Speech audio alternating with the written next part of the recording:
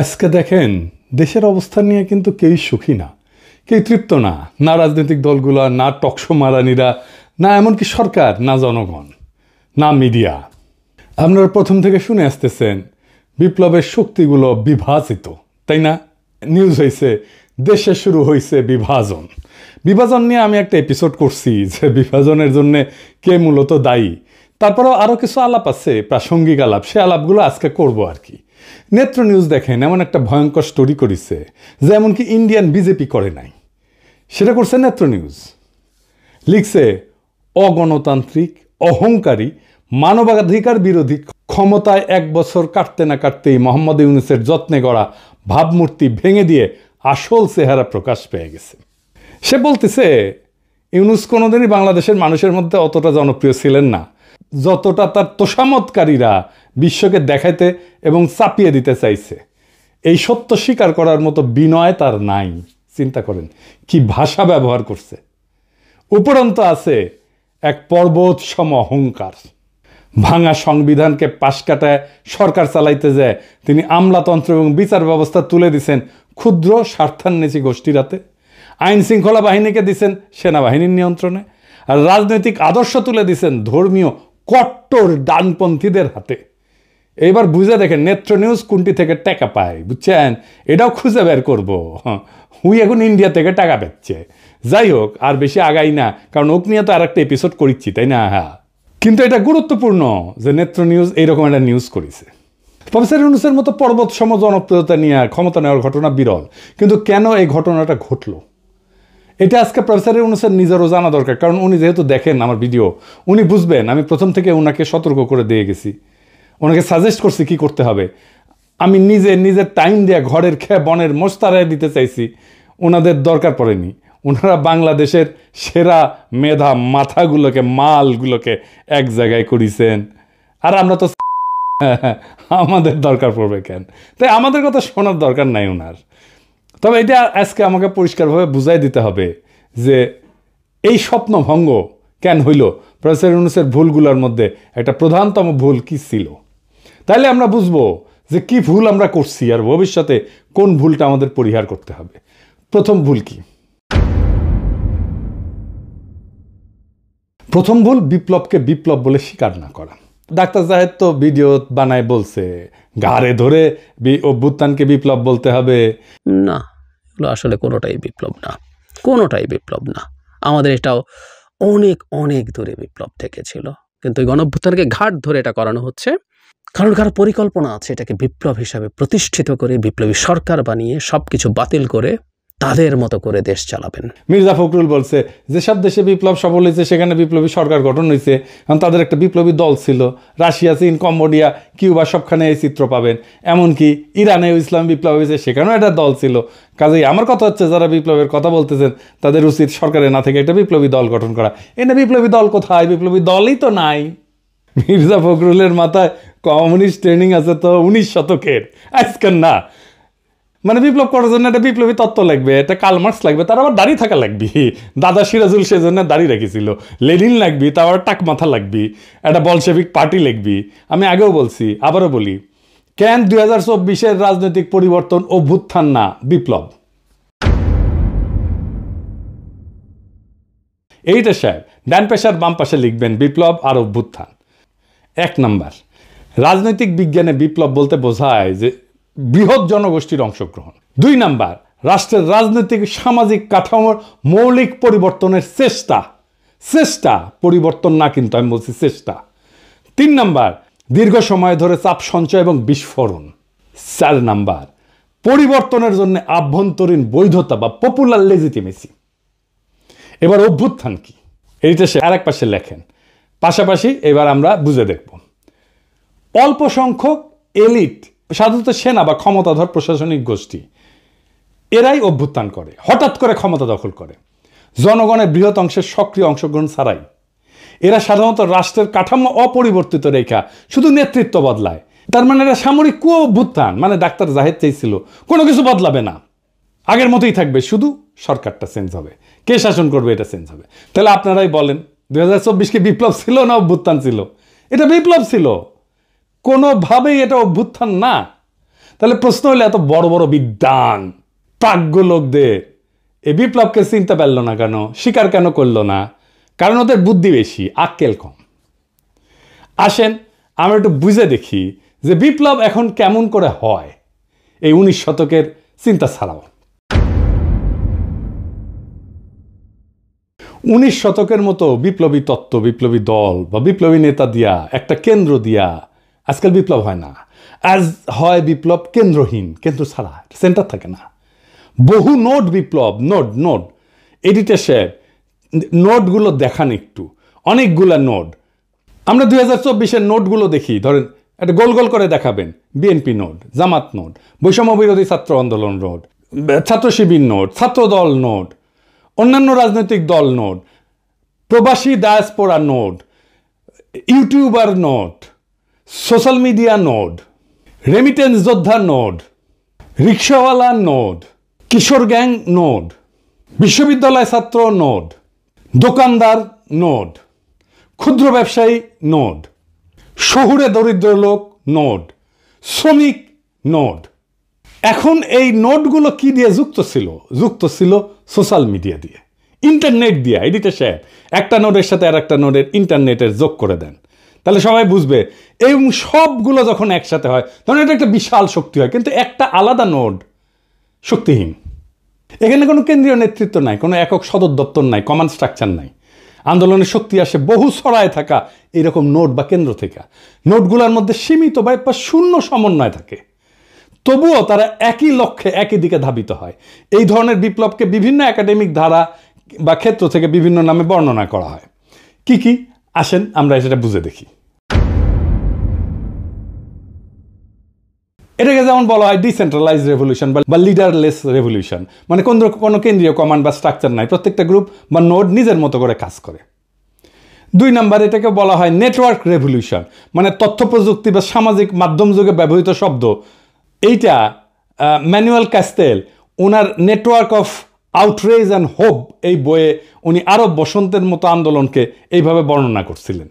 এটাকে সোয়ার্ম মুভমেন্টও বলা হয় বা সোয়ার্ম ইন্টেলিজেন্স পলিটিক্সও বলা হয়। মানে ধরেন পিঁপড়া বা মৌমাছি যেরকম ঝাঁকবদ্ধ প্রাণী থাকে না, এদের আচরণ থেকে নেওয়া ধারণা অনেক ছোট ছোট ইউনিট একসাথে একটা বড় পরিবর্তন ঘটায় দেয়, কেন্দ্রীয় কোনো মস্তিষ্ক ছাড়াই। এটাকে আরও বলা হয় সেলফ অর্গানাইজিং রেভলিউশন। এটাকে সিস্টেম থিওরি বা কমপ্লেক্সিটি স্টাডিজে এই ধারণা ব্যবহার করা হয়। সমন্বয় ছাড়াই অনেকগুলো সত্তা নিজে থেকে একই দিকে মুভ করে। এটার আরেকটা টার্মিনোলজি আছে, পলিসেন্ট্রিক আপরাইজিং, মানে রাজনৈতিক বিজ্ঞান এবং অর্থনৈতিক প্রশাসন তত্ত্বে ব্যবহৃত একাধিক কেন্দ্র যাদের মধ্যে সমন্বয় দুর্বল বা নাই, কিন্তু প্রত্যেকে একই ধরনের পরিবর্তনের দিকে আগাচ্ছে। ইতিহাসে কি এর উদাহরণ আছে? আসেন দেখি। 1848 সালে ইউরোপে বিপ্লব হয়েছিল অনেকগুলো দেশে একসাথে, আলাদা আলাদা ইস্যুতে। প্রায় সমন্বয় ছাড়াই বিদ্রোহ শুরু হয়। ফ্রান্সে হয়, জার্মানিতে হয়, অস্ট্রিয়াতে হয়, ইটালিতে হয়। এইগুলোর আর বিস্তারিতে গেলাম না, কারণ এই বিস্তারিতে যাওয়ার আমাদের দরকারও নাই। কিন্তু এইরকম বিপ্লব হয়েছিল আর কি, সেটা জানা থাকা ভালো। আরব বসন্ত এরকম একটা মুভমেন্ট ছিল। তিউনিসিয়া থেকে শুরু হইয়া মিশর, ইয়েমেন, লিবিয়া, সিরিয়া প্রত্যেকটা দেশে স্বতন্ত্রভাবে আন্দোলন ছড়াই গেছে। পোল্যান্ডের সলিডারিটি মুভমেন্টের প্রথম ধাপ, যেটা 1980 সালে হয়েছিল, যে গদালফ শিপইয়ার্ডের ধর্মঘট হয়েছিল না, ওইখান থেকে শুরু হইয়া দেশের বিভিন্ন শহরে স্বাধীনভাবে ছড়াই পড়ছিল। ইরানে একটা কনস্টিটিউশনাল রেভলিউশন হয়েছিল 1905 সালে। 1905 থেকে 11 সাল পর্যন্ত 6 বছর ব্যাপী। ভৌগোলিকভাবে বিচ্ছিন্ন শহরগুলোতে বিদ্রোহ হয়েছিল, কিন্তু কেন্দ্রীয় নেতৃত্ব ছিল না। এই ফর্মের, এই যেটা বললাম, এই ফর্মের পজিটিভ দিক কি? এটা কিন্তু পজিটিভ দিক আছে। কি কি? 1 নম্বরে এটা দমন করা যায় না। এক জায়গায় দমন করলে অন্য জায়গায় আন্দোলন চলতে থাকে। 24-এ তাই হয়েছে আমাদের বাংলাদেশে। ঢাকা বিশ্ববিদ্যালয়ে দমন করছে, প্রাইভেট বিশ্ববিদ্যালয়ে আন্দোলন শুরু হয়েছে। 2 নম্বর, এটা বৃহৎ অংশগ্রহণ হয়। বিভিন্ন গোষ্ঠী তাদের নিজস্ব কারণে জড়ায়, ফলে ভিন্ন মত থাকলেও সম্মিলিত চাপ তৈরি হয়। 3 নম্বর, কেন্দ্রীয় নেতৃত্বকে কিনে ফেলা যায়। আমরা দেখতেছি না, এটা কিনে ফেলা যায়। টাকার কাছে বিক্রি হয়ে যায়, ভয়ের কাছে নত হয়, কোনো একক নেতা নাই যে শত্রুর কাছে আত্মসমর্পণ করবে, সেই জন্য এখানে আত্মসমর্পণ করে না। নাহিদেরা তো ডিবি অফিসে হারুনের ওইখানে গিয়ে চাপে পড়ে আন্দোলন প্রত্যাহার করছিল, তাই না? আন্দোলন থামে নাই। এবং এইটা কি, এটা সৃজনশীল হয় এবং এটার অভিযোজন ক্ষমতা থাকে। বিভিন্ন নোট বিভিন্ন কৌশল ব্যবহার করে। মানে আমরা অনলাইনে ইউটিউবে একরকম কৌশল ব্যবহার করছি, বিদেশে একরকম কৌশল ব্যবহার করছি। আমরা রেমিটেন্স যোদ্ধারা তারা রেমিটেন্স শাটডাউন করে দিছে, দেশে যারা কাজ করছে তারা আর এক রকমভাবে কাজ করছে। এটার কিছু নেগেটিভ দিক আছে আবার। কি দীর্ঘমেয়াদে ক্ষমতা দখল এবং রূপান্তরের সমস্যা। বিপ্লবের পরে কে নেতৃত্ব দেবে, কিভাবে রাষ্ট্র পরিচালিত হবে, এতে বিভ্রান্তি এবং ক্ষমতার লড়াই শুরু হয়। তাই হয়েছে না? হ্যাঁ, মানে এটা নিয়ে ধরেন এই সরকার কেন ভুল করতেছে এটা বলতে নিয়ে প্রথম দিকে বলতাম, হ্যাঁ, তো তখন আইসা বলতো যে আপনি উপদেষ্টা হইতে পারেন নাই, সেই জন্য এটা বলতেছেন, বলাই বন্ধ করে দিছিলাম সেই জন্যে। তো যাই হোক, এখন তো আর ওই চান্স নাই, এখন আর বলা শুরু করি আবার যে ভুলগুলো কি ছিল। এখন বলতে পারেন যে এখন বলতেছেন, তখন বলেন না কেন, এখন বলতেছেন, এখন বলে লাভ কি, তখন বললে তো কিছু উপকার করাতে। শোনেন ভাই, কিছু লোক আছে যারা এসে বারবার করে এই কথাটা বলতো যে আপনি উপদেষ্টা হইতে পারেন নাই, সেজন্য এটা বলিচ্ছেন, বলতো না? আপনারা নিজেরাই বলেন। তো তার চেয়ে কি দরকার এই গ্যাঞ্জামের মধ্যে ঢুকে লাভ আছে? আচ্ছা, আর কি, সহজে এটা বিভক্ত হয়ে যায়। সমন্বয় না থাকলে আদর্শিক সংঘাত হয় এবং প্রতিযোগিতা বাড়ে। দেখতেছেন না, বিএনপি শিবির, ছাত্রদল ছাত্র শিবিরের আদর্শিক সংঘাত হচ্ছে না? 3 নাম্বার, বাইরের শক্তির ম্যানিপুলেশন সহজ হয়, তারা খুব সহজেই এটাকে ম্যানিপুলেট করতে পারে। সমন্বয়হীন গ্রুপগুলা আলাদা আলাদা চুক্তিতে বিক্রি হয়ে যাইতে পারে বিদেশি শক্তির কাছে। ইন্ডিয়া নানা অ্যাঙ্গেল থেকে আমাদের মধ্যে ঢুকে যাচ্ছে না, একবার ওয়াকার, একবার বিএনপি, একবার বাম, একবার পন্দের আলো, একবার দিল্লি স্টার, একবার দেবপ্রিয়, একবার ইসকন মিলে এবার। হ্যাঁ। 4 নাম্বার, ন্যারেটিভ গঠনের দুর্বলতা। কেন্দ্রীয় বয়ান বা একক বার্তা না থাকায় আন্তর্জাতিক এবং আভ্যন্তরীণ সমর্থন এটা অগোছালো হয়ে যায়। তাই হয়েছে, আমরা চেষ্টা করছি ন্যারেটিভ তৈরিতে, কিন্তু আমরা তো সরকার না, আমরা তো সরকারের বাইরের শক্তি। এই 2024-এর বাংলাদেশের বর্ষা বিপ্লব এই আন্দোলনের প্রক্রিয়া, বৈশিষ্ট্য এবং মডেলের সাথে একেবারে খাপে খাপ মমতাজের বাপের মতো মিলা যায়, তাই না? কেন্দ্রীয় নেতৃত্বের অনুপস্থিতি। এই আন্দোলন কোনো এক নেতা বা কোনো দলের হাতে ছিল না, সবাই নিজের মতো করে যাচ্ছে। বহু নোটের সক্রিয়তায় আন্দোলনের শক্তি আসছে শহর, গ্রাম, শ্রমিক, ছাত্র, প্রবাসী সমর্থন, সোশ্যাল মিডিয়া, সব জায়গা থেকে। কিছু যোগাযোগ কারো কারো মধ্যে ছিল, কিন্তু পুরোপুরি কমান্ড সেন্স ছিল না। আমাদের একমাত্র যোগাযোগ ছিল সোশ্যাল মিডিয়া। এই জন্যই পলক ইন্টারনেট বন্ধ করে দেয়, আমাদের নোটগুলার ইন্টার কানেকশন বন্ধ হয়ে যায় এবং আন্দোলনও কিন্তু বন্ধ হয়ে গেছিল। এই বিপ্লবের প্রতিরোধ ক্ষমতা ছিল অসাধারণ। সরকার এক জায়গায় দমন করলে অন্য জায়গায় আন্দোলন জ্বলে উঠছে। ঢাকা বিশ্ববিদ্যালয়কে দমন করছে, প্রাইভেট বিশ্ববিদ্যালয়ে ফুসে উঠেছে। নোডাল আন্দোলনের এটাই চরিত্র, কেন্দ্র ছাড়া আন্দোলনের এটাই চরিত্র। তবে ফলাফলের সীমাবদ্ধতা স্পষ্ট আমাদের, তাই না? ক্ষমতা দখলের পরে পরবর্তী রূপকল্প নির্ধারণে অস্পষ্টতা ছিল, ফলে পুরানো রাজনৈতিক শক্তি এবং বাইরের কূটনৈতিক প্রভাব দ্রুত জায়গা দখল করে ফেলছে। ঐক্যবদ্ধ বয়ান তৈরি না হয়, আন্তর্জাতিক সমর্থন এটা কমে গেছে।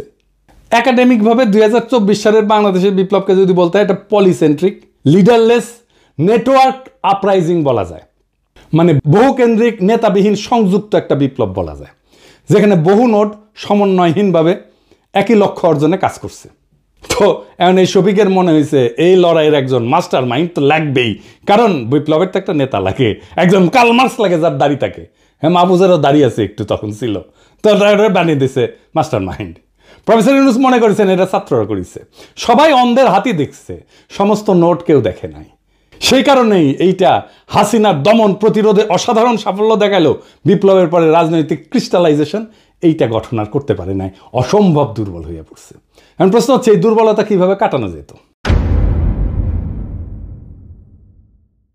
জি না, আমি বিপ্লবী সরকারের কথা বলবো না, এটা বলাটা এখন টাইম নষ্ট। এই লড়াইয়ের যে নোটগুলো ছিল, সেই নোটগুলোর মধ্যে আবার সংযোগ তৈরি করতে হতো, তাহলেই এটা একটা নিউরাল নেটওয়ার্কের মতো কাজ করতো। আপনারা জানেন তো যে আমাদের মাথার মধ্যে বিভিন্ন ব্রেনের সেল আছে এবং এই সেলগুলো একটার সাথে একটা কানেক্ট করতে পারে, এবং সেই কারণে আমার মস্তিষ্কে প্রত্যেকটা সেল স্বয়ংসম্পূর্ণ, কিন্তু একজন আরেকজনের সাথে কানেক্ট করে, কথা বলে। সেজন্যই আমরা আমাদের এই বুদ্ধিমত্তা দাঁড়ায়। সো ওই যে নোটগুলো, এইগুলোর কানেকশনগুলো যদি আমরা স্ট্যাবলিশ করে ফেলতে পারতাম, তাহলে এটা আবার নিউরাল নেটওয়ার্কের মতো কাজ করতো। তাহলে বুঝছেন তো, এই নোটগুলো আইডেন্টিফাই করছে প্রফেসর ইউনূস, করেন নাই। উনি জানেনই না কতগুলো নোট কাজ করছিল, কিভাবে করছিল।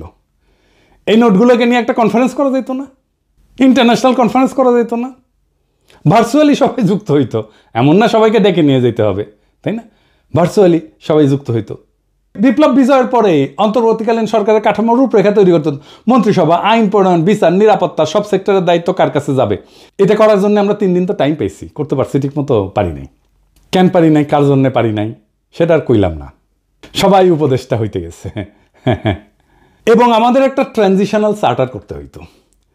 বিপ্লবের মধ্যেই সব নোডের প্রতিনিধিদের নিয়ে একটা সংক্ষিপ্ত ঘোষণাপত্র তৈরি করতে হতো, যেখানে সময়সীমা, নির্বাচন আয়োজন, আইনি নীতির স্পষ্টতা থাকবে, যেটা হইল 1 বছর পরে।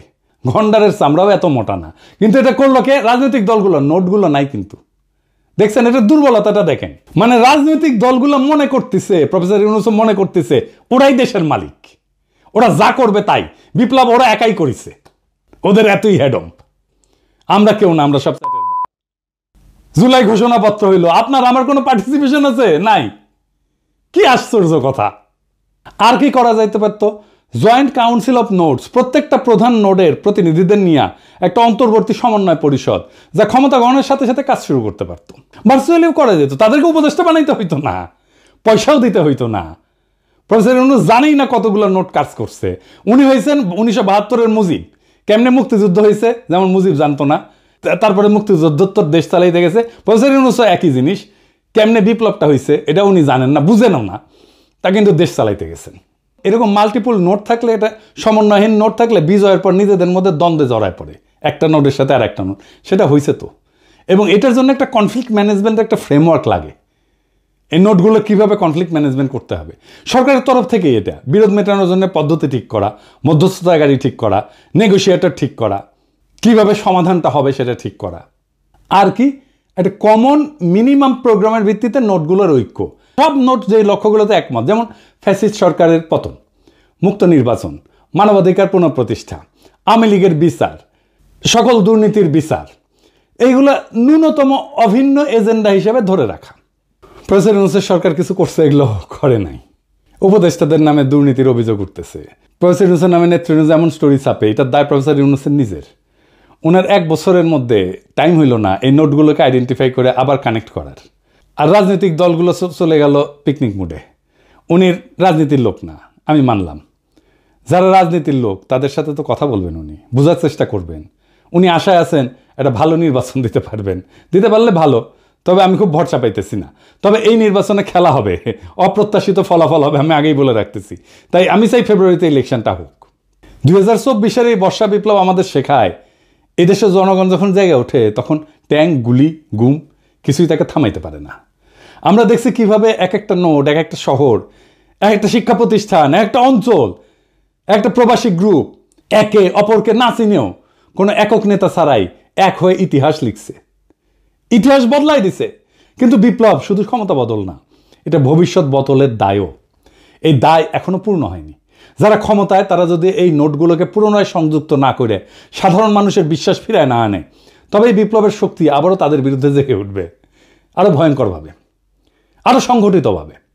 আমরা ভুলে যাব না, বিপ্লবের আসল মালিক জনগণ, কোনো মাস্টার মাইন্ড না, কোনো ব্যক্তি না, কোনো দল না। আমরা হার মানব না, কারণ আমাদের হাতে এখনো আছে সেই ঐক্যের চাবি, যা একবার এই দেশকে ফ্যাসিবাদ থেকে মুক্ত করছে। ফেব্রুয়ারির নির্বাচন হোক আমাদের দ্বিতীয় ধাপ, যেখানে ভোট হবে শুধু ভোট না, হবে বিপ্লবের ধারাবাহিকতা, যেখানে ব্যালট বাক্স হবে জনগণের নতুন অস্ত্র, যেখানে জয় হবে শুধু এক দলের নয়, বাংলাদেশের। ইতিহাসের গতি থামানো যায় না। যারা থামাতে চাইছে তারা হারায় গেছে, আর যারা শিখছে তারা সংগঠিত হয়েছে, তাদের হাতেই থাকে বিজয়। বিপ্লব চলমান, এই বার্তা জানুক শত্রু, এই বার্তা জানুক মিত্র। ইনকিলাব জিন্দাবাদ।